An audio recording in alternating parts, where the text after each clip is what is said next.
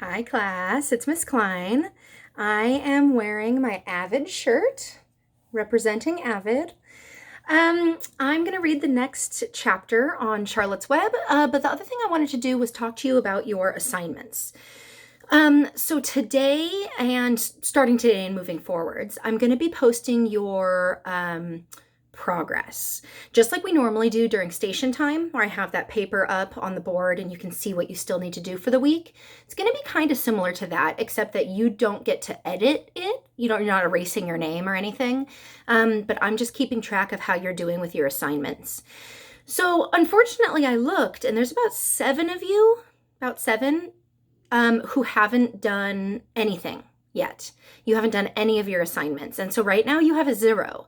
And this is still third grade. I know it's at home and I know it's hard. It's new for all of us and we're all still learning.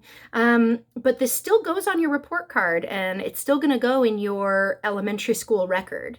So every single day you need to be working a little bit on Spelling City. You have to take the test by Friday. Every day you need to do 20 minutes on iReady Math, 20 minutes on iReady Reading. You need to read for AR for 30 minutes. The goal this week is 20%.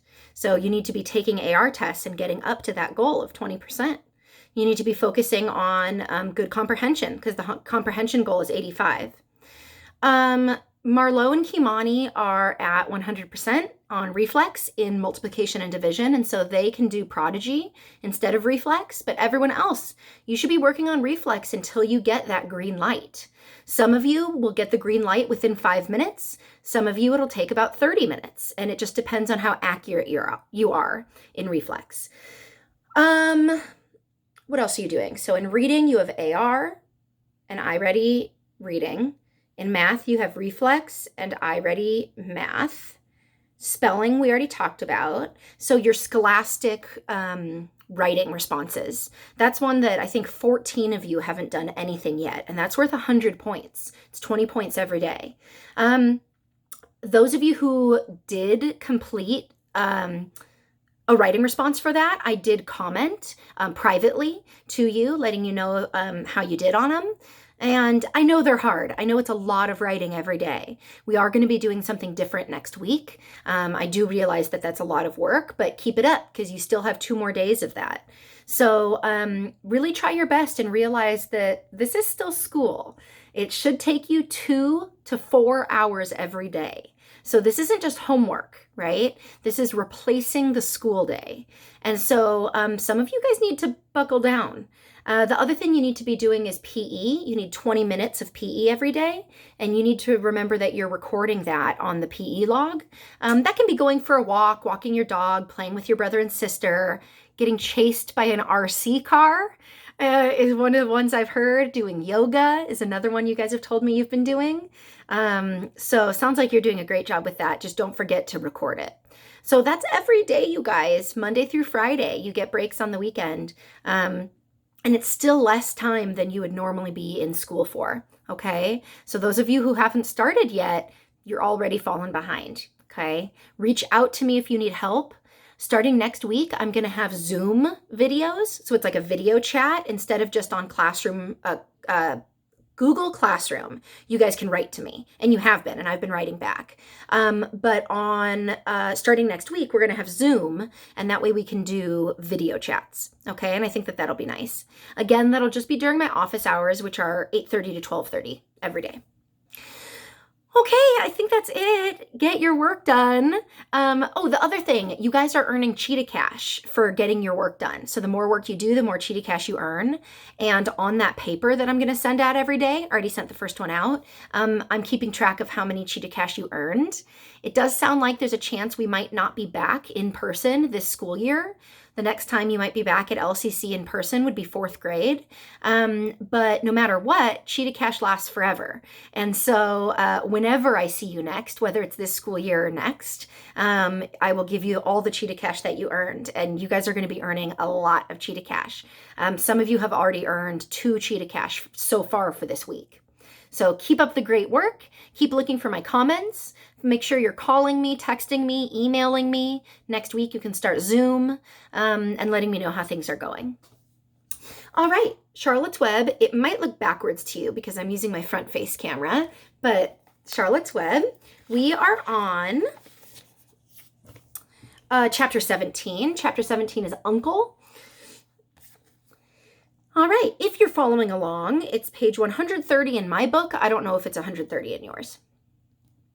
When they pulled into the fairgrounds, they could hear music and see the Ferris wheel turning in the sky. They could smell the dust of the racetrack where the sprinkling cart had moistened it. And they could smell hamburgers frying and see balloons aloft. They could hear sheep blathering in their pens. An enormous voice over the loudspeaker said, "Attention, please. Will the owner of a Pontiac car, license number H2439, please move your car away from the fireworks shed?"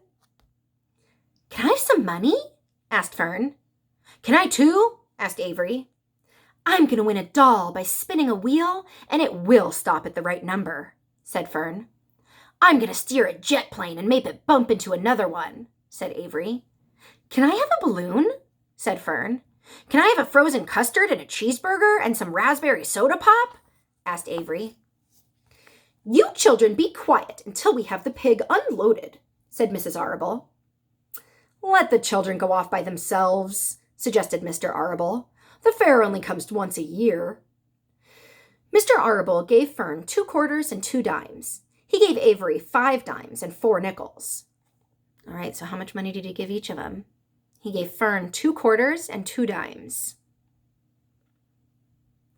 So each quarter is worth 25 cents. So now we're at 50 cents. And then 2 dimes, 10 cents each. 60, 70 cents. And it's a lot different than it is now, right? If you go to the fair now, you are not going to be able to do anything for 70 cents. But remember, this book was written a long time ago. Do you guys remember when it was written? 1952. So if you said in the 1950s, you're right. And then, so he gave 70 cents to Fern. Let's see how many cents he gave to Avery. 5 dimes. So 10, 20, 30, 40, 50. And 4 nickels. 55, 60, 65, 70. So he gave them the same amount of money, just using different coins. Remember, that money has to last all day. Don't spend it in the first few minutes. And be back here at the truck at noon so we can all have lunch together. And don't eat a lot of stuff that's going to make you sick to your stomach. "And if you go on those swings," said Mrs. Arable, "hang on tight. You hang on very tight. You hear me?" "And don't get lost," said Mrs. Zuckerman. "And don't get dirty," said Mr. Zuckerman. "Don't get overheated," said their mother. "Watch out for pickpockets," cautioned their father. "Don't cross the racetrack when the horses are coming," cried Mrs. Zuckerman. The children grabbed each other by the hand and danced off in the direction of the merry-go-round, towards the wonderful music and the wonderful adventure and the wonderful excitement, into the wonderful midway, where there would be no parents to guard them and guide them, and where they could be happy and free to do as they please. Mrs. Arable stood quietly and watched them go. All right, so again, I think there's a possibility it's backwards for you, but still, that's them going into the fair.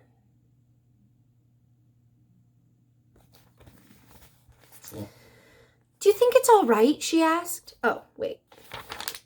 Mrs. Arable stood quietly and watched them go. Then she sighed, and then she blew her nose. "Do you really think it's all right?" she asked. "Well, they've got to grow up sometime," said Mr. Arable. "A fair is a good place to start, I guess." While Wilbur was being unloaded and taken out of his crate into his new pig pen, crowds gathered to watch. They stared at the sign, "Zuckerman's Famous Pig." Wilbur stared back and tried to look extra good. He was pleased with his new home. The pen was grassy, and it was shaded from the sun by a shed roof. Charlotte, watching her chance, scrambled out of the crate and climbed to a post on the underside of the roof. Nobody noticed her.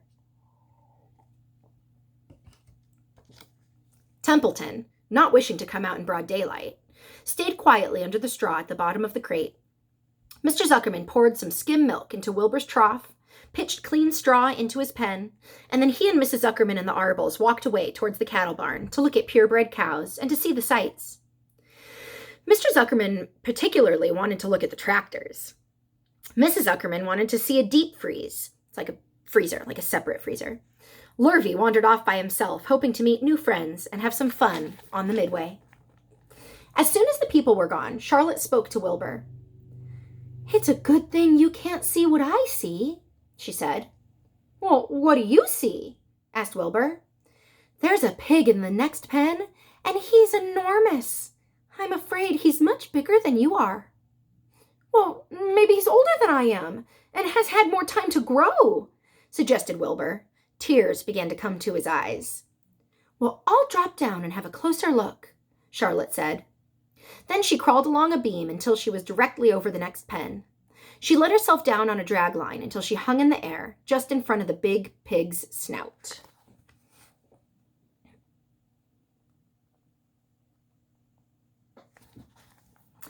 "May I have your name?" she asked politely. The pig stared at her. "No name," he said in a big, hearty voice. "Just call me Uncle." "Very well, Uncle," replied Charlotte. "What is the date of your birth? Are you a spring pig?" "Sure, I'm a spring pig," replied Uncle. "What else did you think I was? A spring chicken? Ha ha ha, that's a good one, eh, sister?" "Mildly funny," said Charlotte. "I've heard funnier ones, though. Glad to have met you. Now, I must be going." She ascended slowly and returned to Wilbur's pen. "He claims he's a spring pig." And so they're talking about that because Wilbur is a spring pig. And so that means that the pigs are the same age.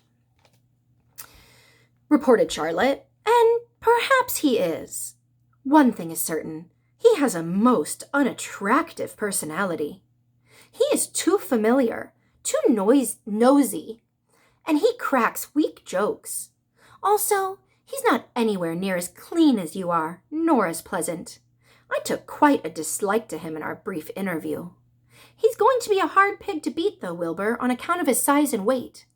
But with me helping you, it can be done." "Well, when are you going to spin a web?" asked Wilbur. "This afternoon, late, if I'm not too tired," said Charlotte. "The least thing tires me these days. I don't seem to have the energy I once had. My age, I guess." Wilbur looked at his friend. She looked rather swollen and seemed listless. "I'm awfully sorry to hear that you're feeling poorly, Charlotte," he said. "Perhaps if you spin a web and catch a couple flies, you'll feel better." "Perhaps," she said wearily, "but I feel like the end of a long day." Climbing upside down to the ceiling, she settled down for a nap, leaving Wilbur very much worried. All morning, people wandered past Wilbur's pen.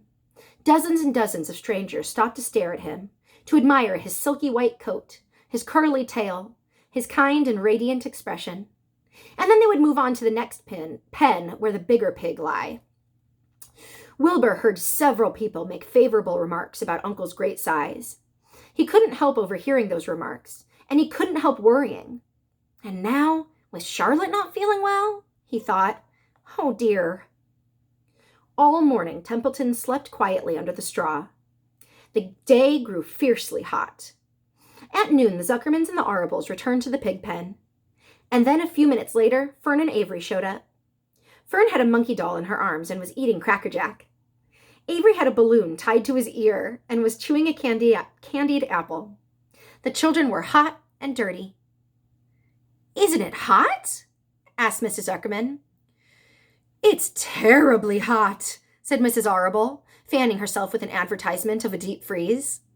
One by one, they climbed into the truck and opened the lunch boxes. The sun seemed to beat down on everything, and no one seemed hungry. "When are the judges going to decide about Wilbur?" asked Mrs. Zuckerman. "Not till tomorrow," said Mr. Zuckerman. Lurvy appeared, carrying an Indian blanket that he had won. "Just what we need," said Avery. "A blanket." "Course it is," replied Lurvy, and he spread the blanket across the sideboards of the truck so it was like a little tent, and the children sat in the shade under the blanket and felt better. After lunch, they stretched out and fell asleep. That's the end of that chapter. Let me see how many pages are in our next one. We'll read the next one. Chapter 18, The Cool of the Evening. In the cool of the evening, when the shadows darkened on the fairgrounds, Templeton crept from the crate and looked around. Wilbur lay asleep in the straw. Charlotte was building a web. Templeton's keen nose detected many fine smells in the air. The rat was hungry and thirsty. He decided to go off exploring. Without saying anything to anybody, he started off. "Bring me back a word," Charlotte called after him. "I shall be writing tonight, for the last time." The rat mumbled something to himself and disappeared into the shadows. He did not like being treated like a messenger boy. After the heat of the day, the evening came as a welcome relief to all. The Ferris wheel was lighted now. It went round and round in the sky and seemed twice as high as by day.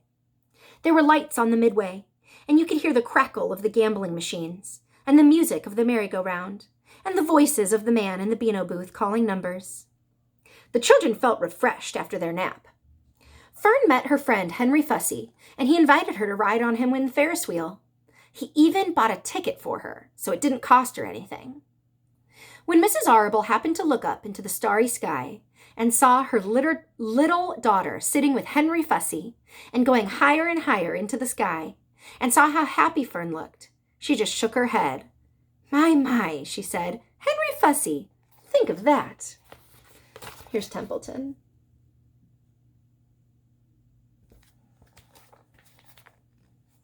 Templeton kept out of sight. In the tall grass behind the cattle barn, he found a folded newspaper. Inside were leftovers from somebody's lunch. A deviled ham sandwich, a piece of Swiss cheese, part of a hard-boiled egg, and a core of a wormy apple. The rat crawled in and ate everything. Then he tore a word out of the paper, rolled it up, and started back to Wilbur's pen. Charlotte had her web almost finished when Templeton returned, carrying the newspaper clipping. She had left a space in the middle of the web. At this hour, no people were around the pig pen, so the rat and the spider and the pig were by themselves. "I hope you brought a good one," Charlotte said. "It is the last word I shall ever write." "Here," said Templeton, unrolling the paper. "What does it say?" asked Charlotte. "You'll have to read it to me." "It says humble," replied the rat. "Humble?" said Charlotte. "Humble has two meanings. It means not proud, and it means near the ground. That's Wilbur all over. He's not proud, and he's near the ground." "Well, I hope you're satisfied," sneered the rat. "I'm not going to spend all my time fetching and carrying.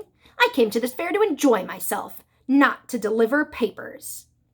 "You have been very helpful," Charlotte said. "Run along if you want to see more of the fair." The rat grinned. "I'm going to make a night of it," he said. "That old sheep was right. This fair's a rat's paradise. What eating and what drinking, and everywhere good hiding and hunting. Bye-bye, my humble Wilbur. Fare thee well, Charlotte, you old schemer. This'll be a night to remember in a rat's life." And that's my favorite song. We're finally there. My favorite song in the movie. So I'll be also posting the YouTube clip. I think this video that I'm recording right now is going to go up. I'll post it to Facebook today, but I'll send it out through Aries tomorrow, which is Thursday. And then the video for Friday will be the movie clip and my favorite song. He vanished into the shadows. Charlotte went back to her work. It was quite dark now. In the distance, fireworks began going off, rockets scattering fiery balls into the sky. By the time the Arables and the Zuckermans returned from the grandstand, Charlotte had finished her web. The word humble was woven neatly in the corner. Nobody noticed it in the darkness. Everyone was tired and happy. Fern and Avery climbed into the truck and lay down. They pulled the Indian blanket over them. Lurvy gave Wilbur a forkful of fresh straw. Mr. Arble patted him. "Time for us to go home," he said to the pig. "See you tomorrow." The grown-ups climbed slowly into the truck, and Wilbur heard the engine start and then heard the truck moving away at a low speed. He would have felt lonely and homesick had Charlotte not been with him.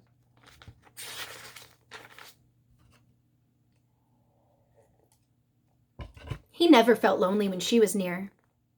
In the distance, he could still hear the music of the merry-go-round. As he was dropping off to sleep, he spoke to Charlotte.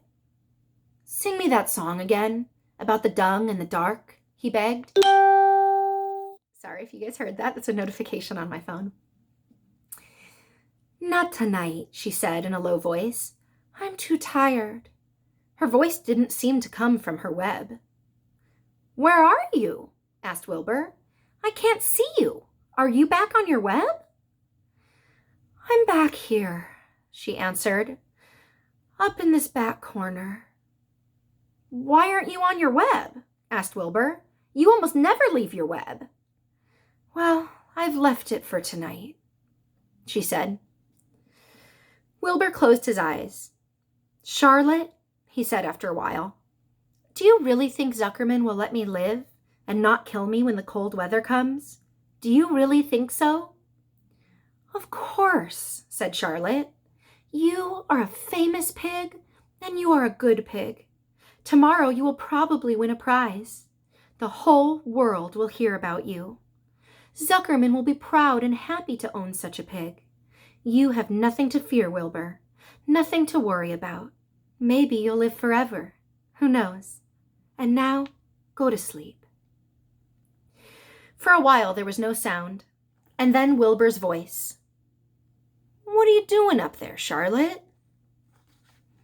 Oh, making something, she said. Making something as usual. Is it something for me? Asked Wilbur. No, said Charlotte. It's something for me, for a change. Please tell me what it is, begged Wilbur.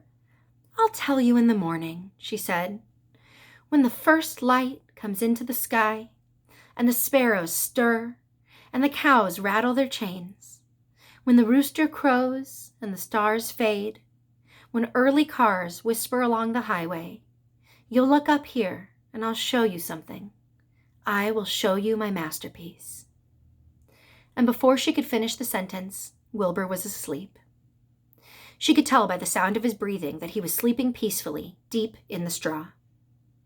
Miles away at the Arables' house, the men sat around the kitchen table, eating a dish of canned peaches and talking over the events of the day.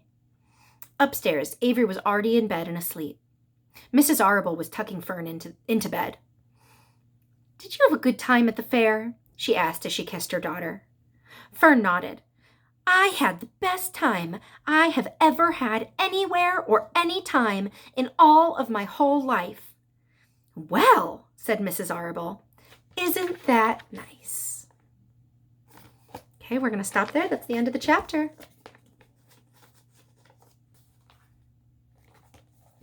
Okay. So, we are really getting close. I don't know if you can see where we are. That's how much we've already read. This is how much we have to go. We're on page 144, and the book is only 184 pages. Wow, 40 pages left, and that's it. So I'll be putting this video up through Aries. I'll have it on Facebook and on YouTube today, which is Wednesday, but I'll be sending it out on Thursday. And then on Friday, I'll send out the video clips for the next sections of the movie. So make sure that you contact me if you have any questions. Let me know if you need help. And email me, text me, message me on Google Classroom. I'm here for you. I miss you, and I will see you soon. Okay, bye class.